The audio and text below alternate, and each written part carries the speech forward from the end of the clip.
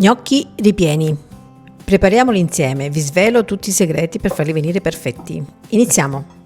Ho bollito già le patate, quindi su 6 patate medie, le ho bollite in abbondante acqua con la buccia, vi raccomando, importante. E poi le spello. Sono un po' caldine, ma va bene lo stesso. Vanno schiacciate da calde, così vengono belle raffinate. E le schiaccio con lo schiacciapatate classico. Non frullatele perché diventerebbero una poltiglia collosa. Se non hai lo schiacciapatate puoi farlo con la forchetta, sempre da calde, vi raccomando.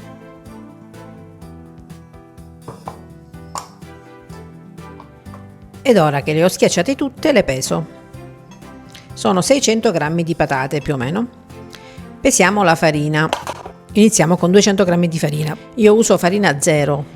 Ed iniziamo ad aggiungerla, sono 200 grammi come vedi, quindi la aggiungiamo, ne lasciamo un po' da parte perché potrebbe non servire tutta. Come vi dicevo, le patate la fanno da padrona, nel senso che comandano loro, dipende sempre se sono asciutte o acquose. Vedi, già mi accorgo che sono abbastanza asciutte. Aggiungo un po' di sale, così daranno già il sapore agli gnocchi, già l'impasto. Poi lo aggiungeremo anche nell'acqua di cottura.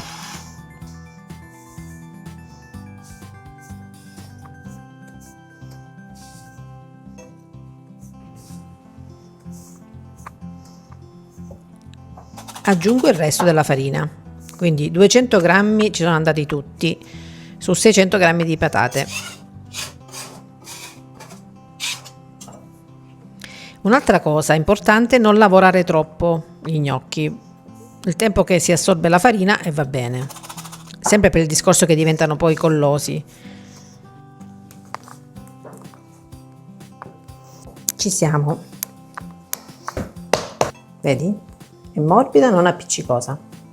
Allora ti spiego come fare per regolarti, no? Gli gnocchi sono sempre un'incognita, però è semplicissimo. Allora io non metto uovo perché uso delle patate a pasta gialla, quindi delle patate asciutte. Vedi? Sono proprio asciutte, non hanno acqua all'interno.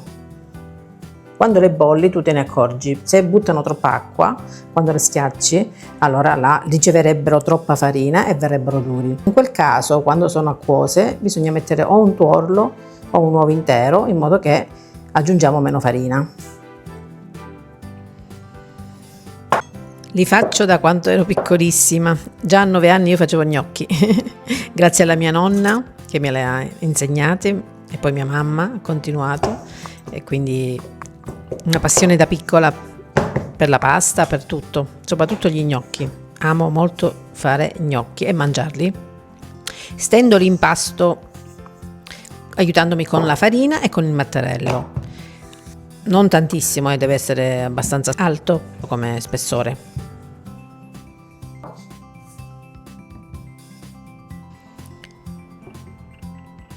Coppa pasta da 9 cm, 10 massimo, oppure un bicchiere, va benissimo, qualsiasi altro utensile, e facciamo dei dischetti.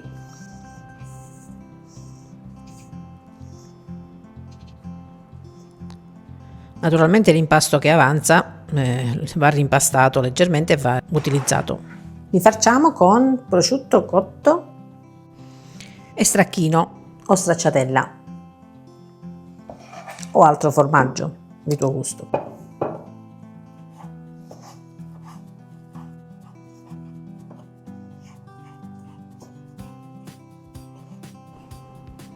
E uniamo insieme in una ciotola, quindi lo stracchino e il prosciutto, un filo d'olio di oliva extravergine,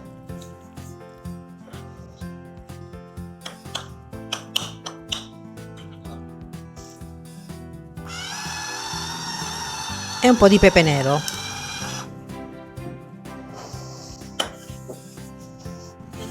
E il ripieno è pronto, velocissimo, come vedi, tutto a freddo, quindi pochi minuti. Facciamo delle palline e le mettiamo al centro. Allora, è facilissimo fare questi gnocchi ripieni, anche perché L'impasto degli gnocchi è morbido, quindi si attacca subito, quindi non c'è bisogno di spennellare né uovo né acqua, al contrario dei ravioli di pasta, quindi facile facile. E facciamo un piatto buonissimo, particolare. Poi il ripieno lo puoi variare a gusto tuo. Io li feci anche tempo fa con il gorgonzola, buonissimi, che te lo dica a fa. Quindi se vuoi vedere la ricetta ti lascio il link adesso sopra che appare, oppure in descrizione e nel primo commento come sempre. Vedi, basta chiuderli e si attaccano subito, facciamo delle palline e sono pronti. E non si apriranno in cottura perché la pasta è abbastanza, con le patate, è abbastanza appiccicosa. E li faccio tutti.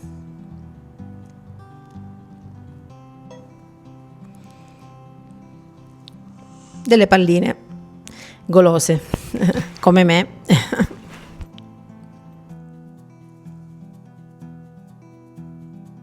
Ieri vi avevo anticipato la ricetta, vi avevo incuriosito un po' e oggi, come promesso, vi faccio vedere come si fa. Con il resto dell'impasto vi mostro come fare gli gnocchi classici. Faccio un doppio primo oggi, un po' ripiene, un po' gnocchi normali fatti col sugo di salsiccia. Quindi formiamo un cordoncino aiutandoci con la farina e tagliamo a tocchetti. I gnocchi possono rimanere così lisci, ma io preferisco rigarli, quindi li righiamo. Puoi usare anche una forchetta per rigarli. Vedi, così raccoglieranno bene il sugo, preferisco. Ti lascio anche la ricetta di questi con il sugo di salsiccia nella descrizione e nel primo commento. A fine video ti mostrerò il piatto. Andiamo in cottura. Sale e caliamo gli gnocchi. Sorrido perché non so il traduttore come tradurrà caliamo, quindi buttiamo gli gnocchi nell'acqua, aspettiamo che riprenda il bollore prima di girarli e poi possiamo toccarli. Una leggera girata e lasciamo cuocere finché vengono a galla. Una volta venuti a galla calcoliamo 2 minuti e sono pronti. Questi gnocchi ripieni richiamano burro e salvia secondo me come condimento, quindi burro in padella, facciamo sciogliere e aggiungiamo la salvia che secondo me ci sta benissimo, un filo d'olio extravergine così il burro mantiene di più il punto di fumo e un po' di pepe nero e facciamo andare piano piano finché diventa bello. Dovrebbe essere nocciola se vi piace, più ristretto, oppure regolatevi voi. Intanto gli gnocchi sono pronti, quindi li scolo direttamente nella padella.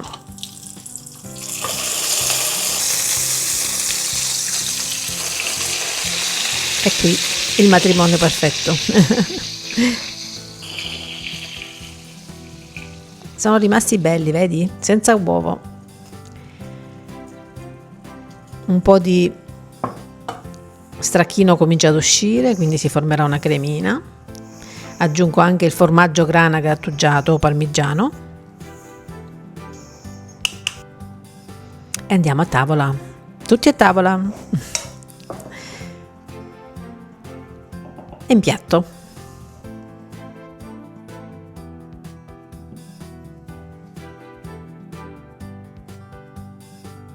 Un po' di condimento sopra e parmigiano, ora grana grattugiato,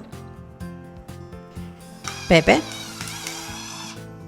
e adesso non resta che mangiarla.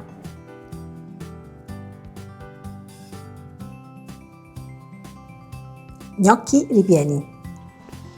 Ed ora vi mostro l'interno, goloso e invitante. Veramente un abbinamento azzeccatissimo.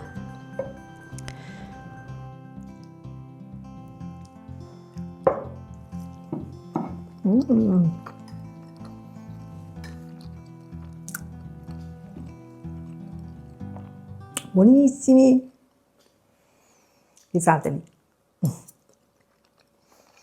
morbidi e ripieni, delicati ma allo stesso tempo saporiti. Grazie per la visione come sempre, se ancora non l'hai fatto iscriviti al canale, è gratis. Grazie, ciao ciao, baci baci.